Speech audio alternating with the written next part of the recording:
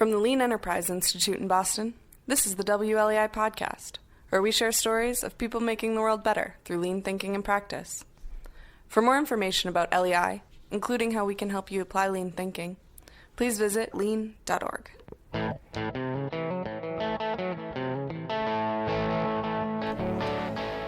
I'm Matt Savis, host of What's the Problem, a WLEI podcast where we talk about problems. LEI has learned that successful lean transformation begins with a problem to solve. So that's what we're here to talk about, problems, from defining them to solving them. Let's get started. Today I'll be talking to Matt Lovejoy, chairman of Lovejoy Industries and LEI board member. Matt, alongside former LEI executive John O'Donnell, has been spearheading a new initiative here at LEI, the James P. Womack Scholarship and Philanthropy Fund, informally referred to as the JPW Fund. The fund is a countermeasure to the problem LEI has been trying to solve since its creation. How do we create more lean thinkers? The fund partners with universities and charity organizations to provide students hands-on problem-solving experience at mission-driven Gemba, under the guidance of an LEI coach.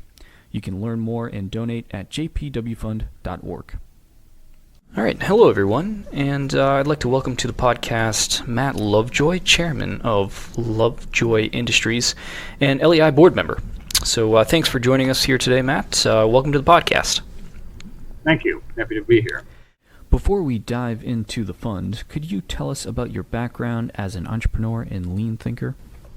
Yes, thanks, Matt. My father is a product of the Great Depression. Was a World War II era gentleman, and after the war, he founded a tool and die shop, and was rather successful at that, and many other business ventures that came after that. And so I grew up in an environment where you had to pave your own way, run your own business, try very hard not to work for other people. And so I followed that model.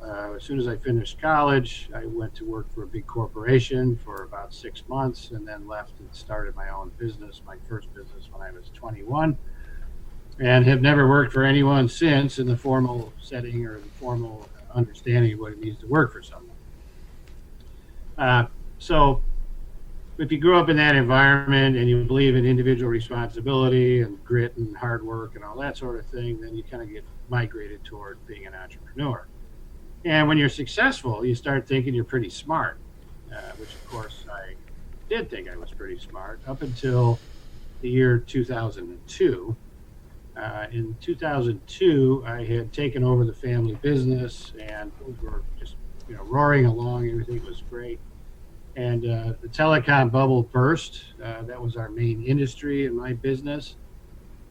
In that crash, we lost our main customers. Our main customers were telecom giants, and we were kind of left with the emperor had no clothes. And it turns out, of course, I wasn't nearly as smart as I thought I was. So in 2002, I had heard about lean, and I had been coached by some of my customers, in particular Milwaukee Electric Tool, one of our bigger customers, and they were trying to get me to adopt these lean notions. And of course, being a genius and being smart and smarter than everyone else, I categorically ignored their recommendations until we hit a brick wall. So lamentably, my exposure to lean and my zeal for lean didn't come until I had a burning platform, which very regrettably, a lot of companies don't start a lean journey until they're in big trouble. So I'm guilty as charged. So I read Lean Thinking. I read it again. It changed my life, and I went and talked to that gentleman from Milwaukee Electric Tool, and he agreed to take me under his wing, and he suggested that I try and get to know people at LEI, which in 2002 was a younger organization than it is today. And for reasons I'll never understand, Dr. Womack seems to have taken pity on my tiny business and actually lent a hand at exposing me to other businesses, exposing me to other opportunities, deep learning about lean. And so, as I say, it changed my life, and it certainly saved my business. So absolutely no question about it. I did have to apologize to my mother and father for all the money they had spent and my fancy, expensive education, because I realized when I was 40 years old that that education was misguided. Well, that's a nice segue into what we're here to talk about. The problem you're trying to solve is how do we create more lean thinkers? And you and John O'Donnell have spearheaded a countermeasure called the JPW Fund to do just that. Can you go ahead and introduce us to what exactly this is? The formal name of the program is the James P. Womack Scholarship and Philanthropy Fund. And it's an idea that's been bouncing around for several years at LEI. I was very flattered about 6 years ago to be invited to sit on the board of directors of the Lean Enterprise Institute. And we had bounced this idea back and forth for several reasons. But the principal reason is that we believe at LEI that there are four main components to achieving a lean enterprise.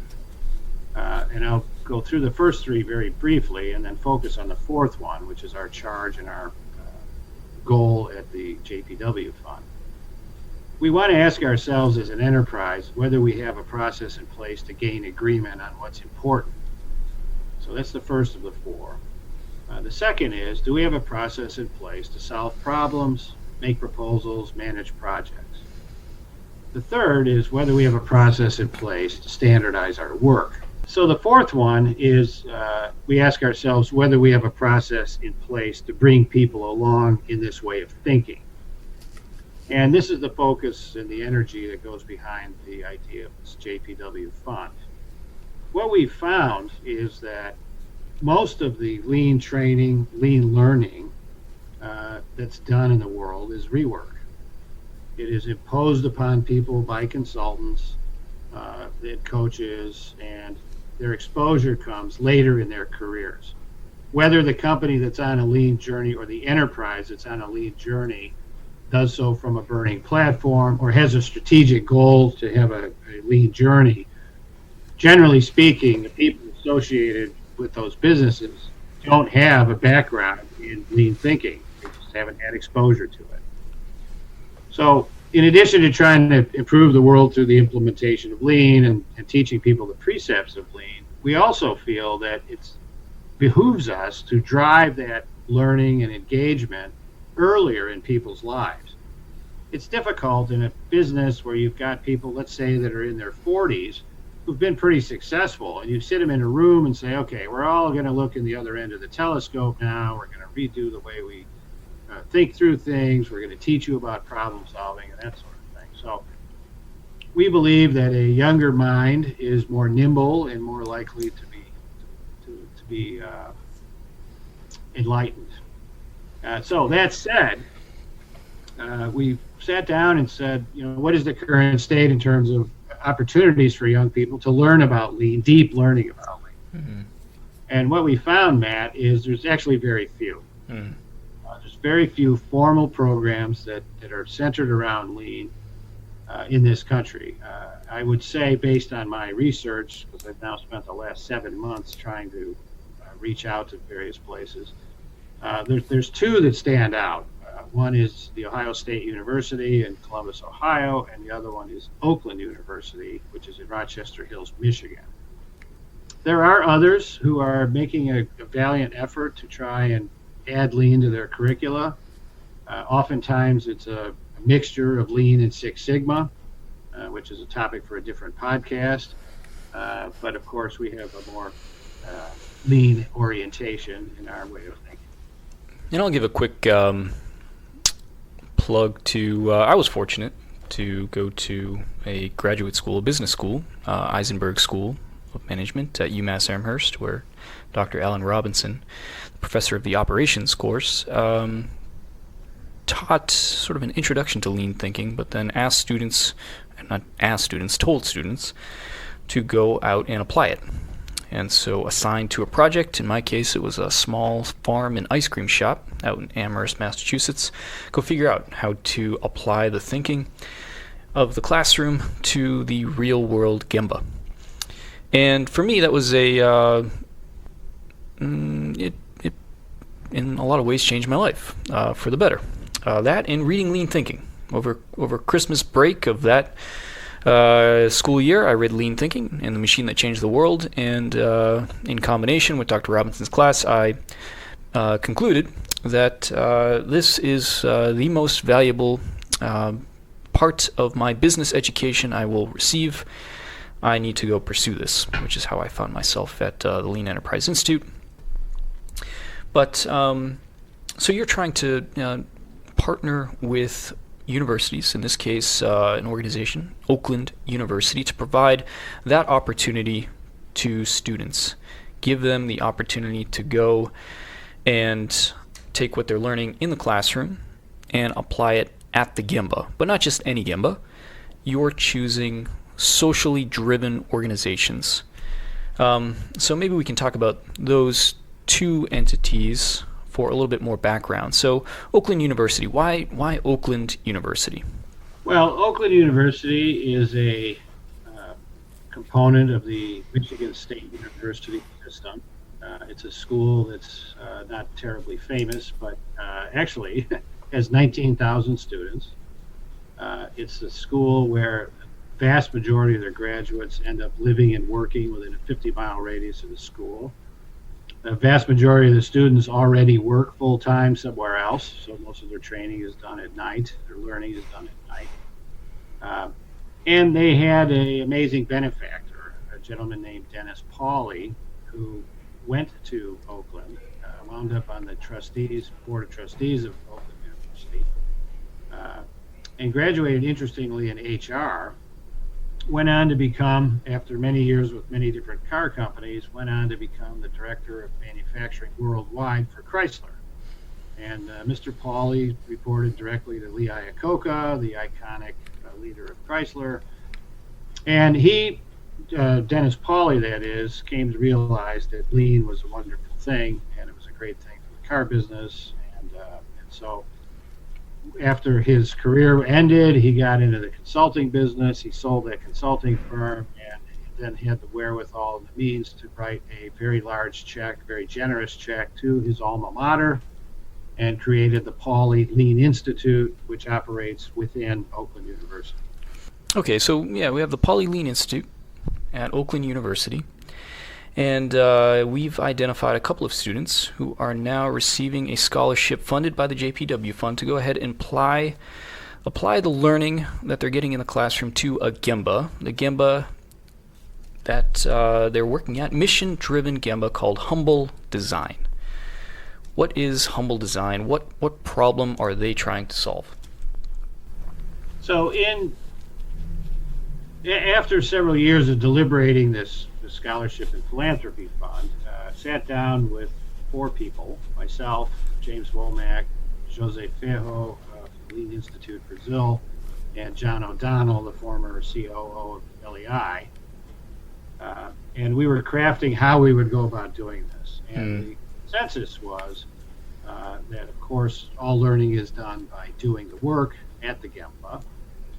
And Jim Womack wanted very much to make sure that any effort we put forth would actually benefit society. So he came up with this catchphrase, which is a paraphrase of Poor Richard's Almanac, where he said, "Why don't we just do good by doing good?" And that caught on as a clever idea, and so we attached a condition to our funding of scholarships.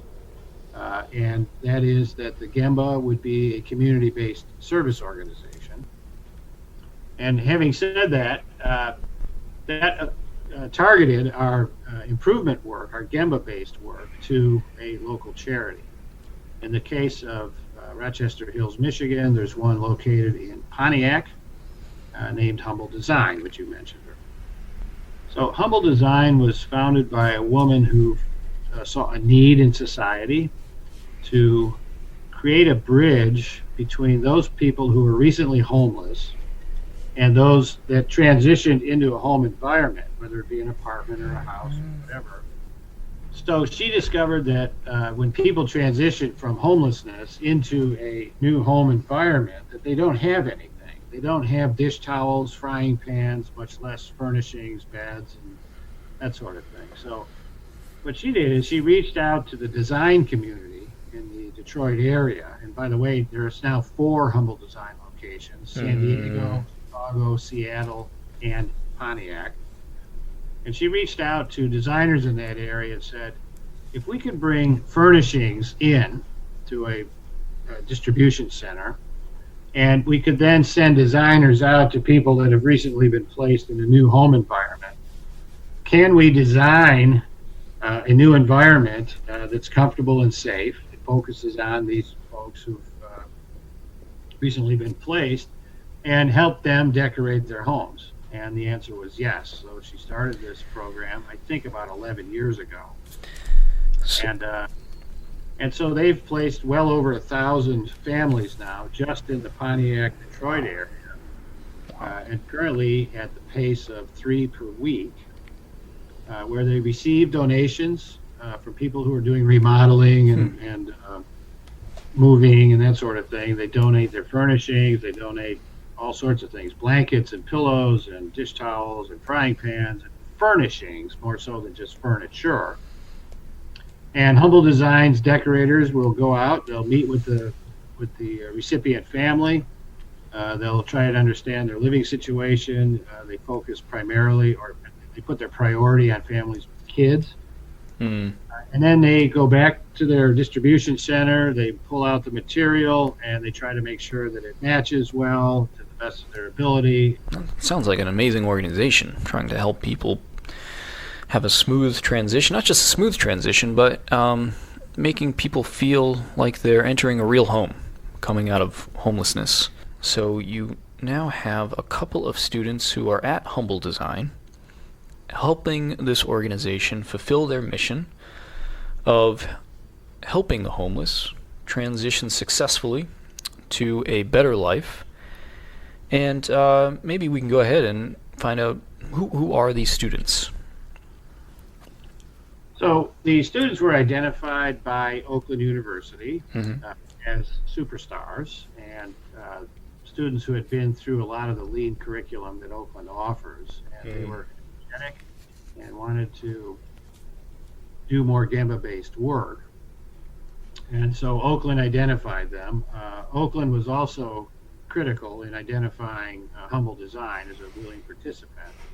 There's 4 groups involved in trying to get this work done. One is the school. Another one is the community-based service. The third one is the Lean Enterprise Institute. And the fourth, and of course most important, are the students. And, in this case, the Lean Enterprise Institute has a faculty member in that area, a fellow by the name of Matt Zako.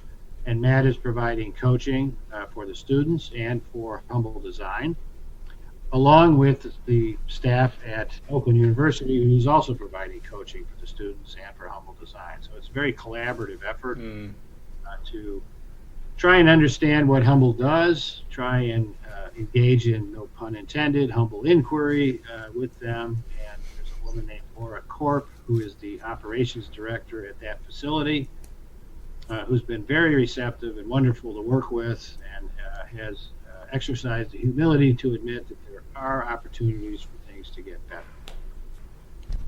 Okay, so 2 superstars working alongside an LEI coach, in this case Matt Zako.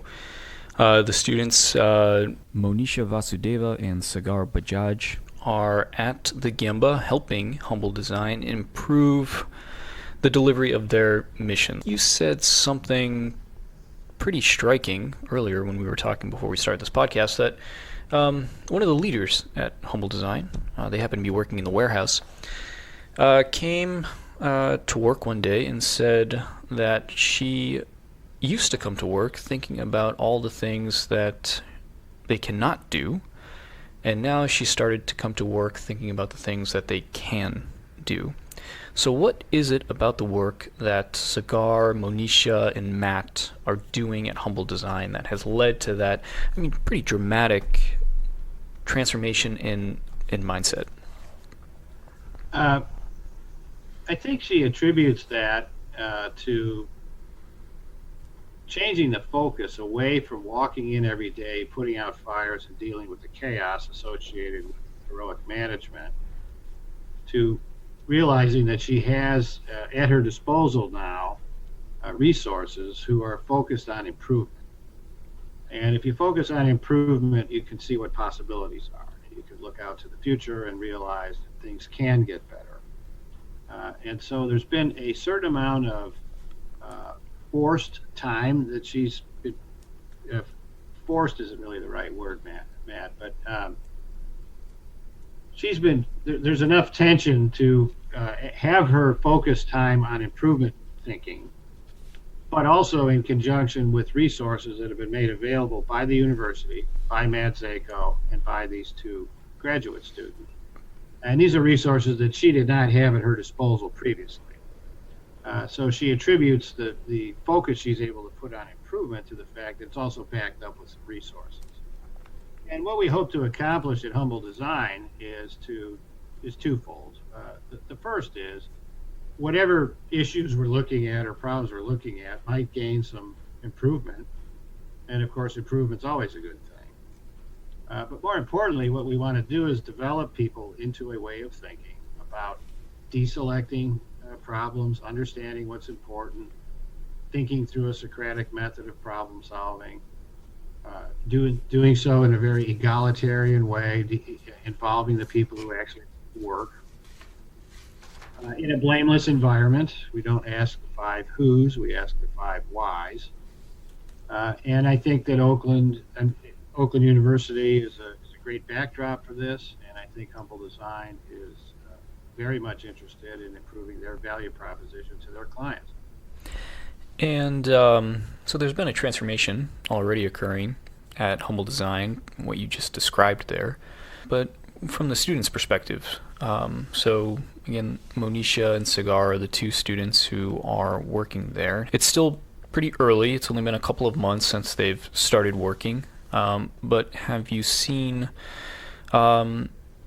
their thinking change or development in their capability occur even over these first couple of months? But once you are able to actually apply these concepts and notions to a real environment where you have real people that have real opportunities to improve, it builds people up. It expands their horizons and allows them to see how the training that they've had previously in a classroom setting can be applied to a real world environment.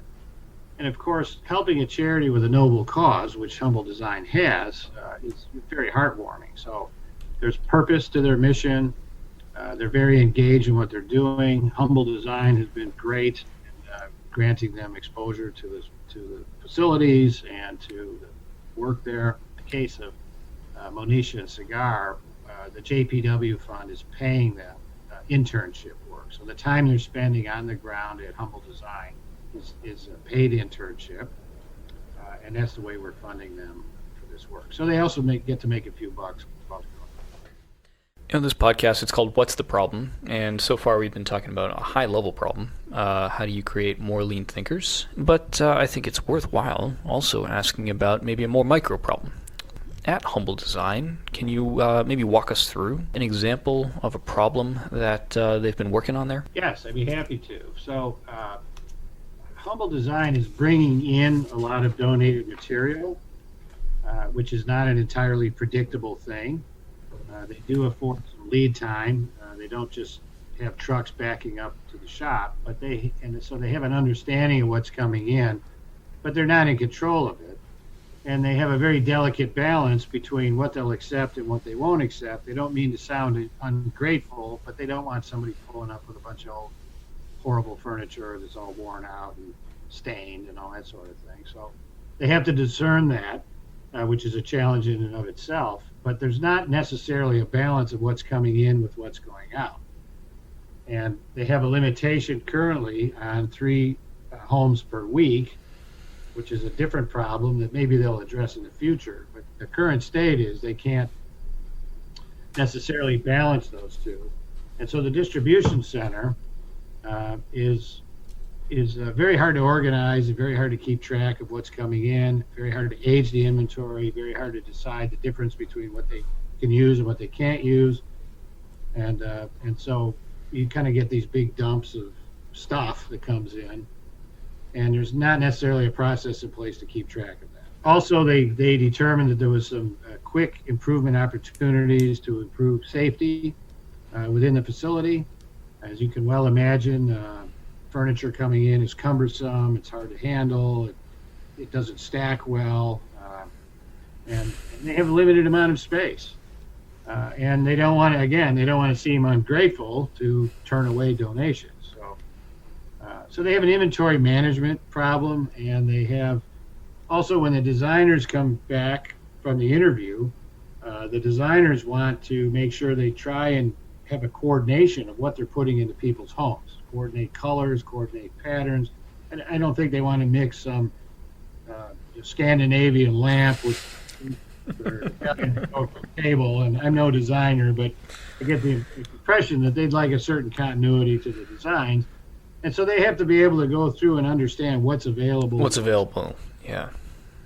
So one of the very simple things that they started with is to break everything into categories of A, B, and C. And A was large, cumbersome couches. B was more end tables, chairs, and that sort of thing. And C is small things like dish towels and blankets and pillows, and that sort of thing. And so they're just trying to make a simple system that everybody can understand, because remember, this, like many organizations, charitable organizations, deal a lot with volunteers.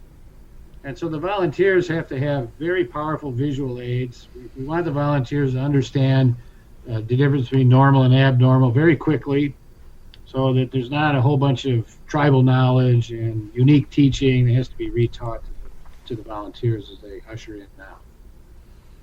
So quite a few problems there. So everything from space constraints, being able to find things easily, not just find things, but coordinate.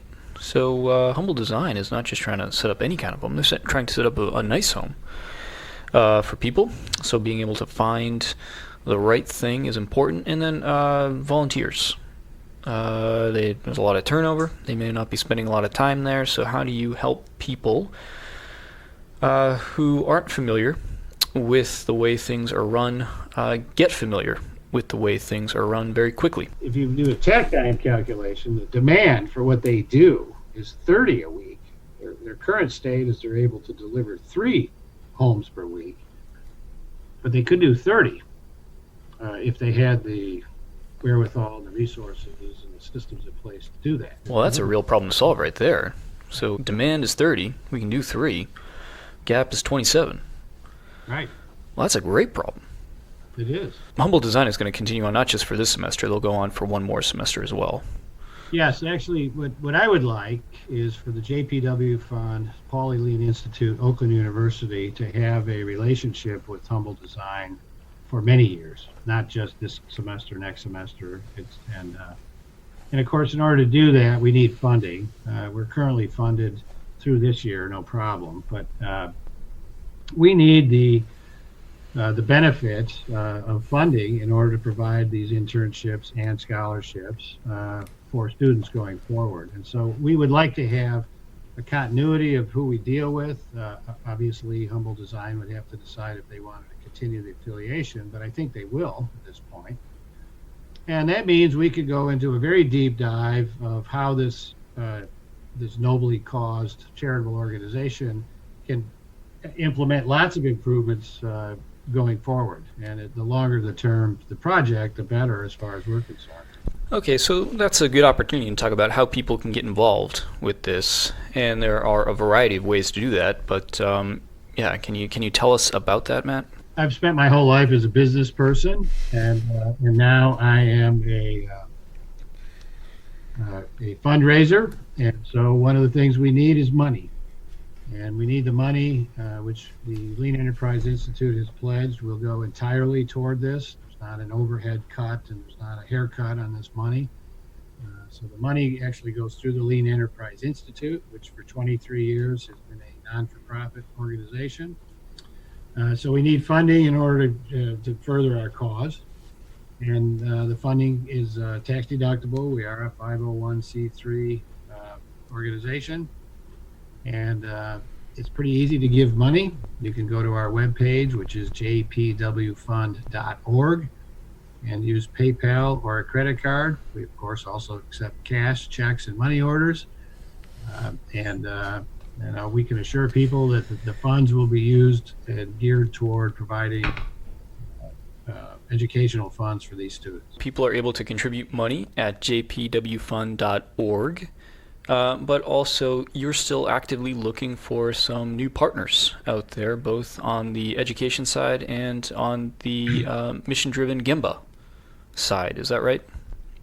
Yes, we don't have any limitations associated with this. We're very eager to spread this out in other sites. We are working currently with 2 higher education organizations, which we hope to have up and running by respectively January and April of 2020. And we look forward to signing up as many schools as we possibly can, also reaching deeper into the or further down in the education system in terms of age. We don't mind one bit working with high schools, vocational schools, community colleges. We think lean and problem solving can be taught at very early ages. So what we've found is that there's a cry out there for curriculum that's not offered in some schools. So that's one of our challenges. One of the problems we have to solve is how do we provide a curriculum that might be universally acceptable? And because the Lean Enterprise Institute does have a point of view about lean. So our goal in the next year is to have 3 schools up and running. Current state, we have 1. Okay, so another problem to solve. Target is 3 schools. We currently have 1. That's a gap of 2. And so, for those interested in potentially partnering with the JPW Fund and the Lean Enterprise Institute to help solve this problem of creating more lean thinkers, this is the opportunity to do it. And I must say, the combination of providing an opportunity to learn at the Gemba for students with a mission-driven Gemba is pretty awesome. And it was great to hear that story, or the ongoing story, of humble design. Trying to close that gap of demand is 30, current capability is 3.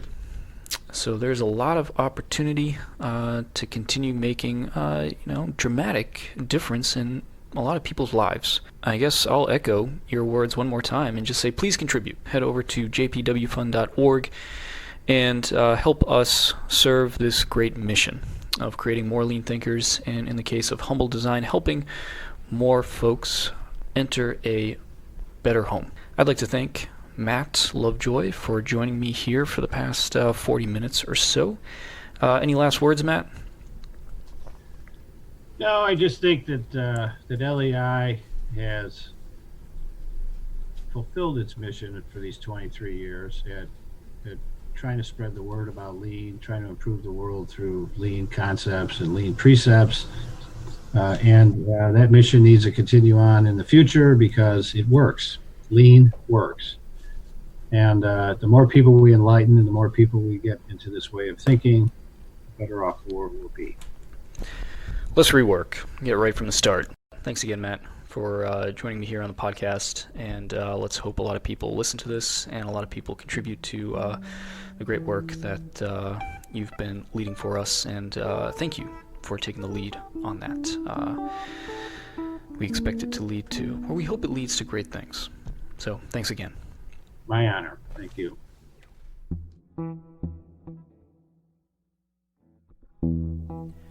Thanks again to Matt Lovejoy for sharing the great start to the JPW Fund. To learn more, donate, or inquire about partnering, head over to jpwfund.org. Thanks as always to Emma Ripp and Lori Moniz, producers of WLEI, and thanks to you for tuning in. And if you have a problem you're tackling and willing to share, shoot us an email at pod@lean.org.